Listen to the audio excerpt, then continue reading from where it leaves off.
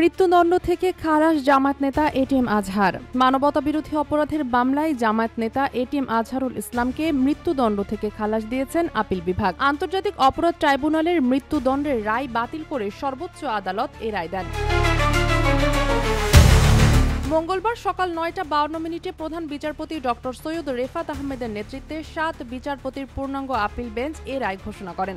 রায়ে আপিল বিভাগ অবিলম্বে এটিএম আজহারুল ইসলামকে মুক্তির নির্দেশ দিয়েছেন। এর মাধ্যমে বাংলাদেশের বিচার বিভাগের ইতিহাসে এই প্রথম মানবতাবিরোধী অপরাধের মামলায় মৃত্যুদণ্ডপ্রাপ্ত কোনো ব্যক্তি আপিল বিভাগের রায়ে খালাস পেলেন। এই রায়ের ফলে জামায়াত নেতা আজহারুল ইসলামের মুক্তিতে বাধা নেই বলে জানিয়েছেন আইনজীবীরা।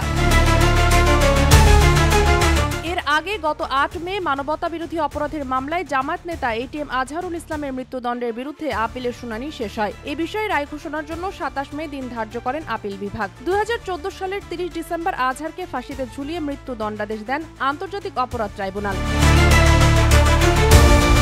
জানা গেছে, মুক্তিযুদ্ধ চলাকালে রংপুর অঞ্চলে ১২৫৬ ব্যক্তিকে গণহত্যা, হত্যা, ১৭ জনকে অপহরণ, ১ জনকে ধর্ষণ, ১৩ জনকে আটক, নির্যাতন ও গুরুতর জখম এবং শত শত বাড়িঘরে লুণ্ঠন ও অগ্নিসংযোগের মতো ৯ ধরনের ৬টি মানবতাবিরোধী অপরাধের অভিযোগ আনা হয় এটিএম আজহারের বিরুদ্ধে। এসব অভিযোগের মধ্যে ১ নম্বর বাদে বাকি ৫টি অভিযোগে তাকে ট্রাইব্যুনালে মৃত্যুদণ্ড দেন, যদিও এটা প্রহসনের রায় বলে আখ্যায়িত করে আসছে জামায়াত ইসলামী।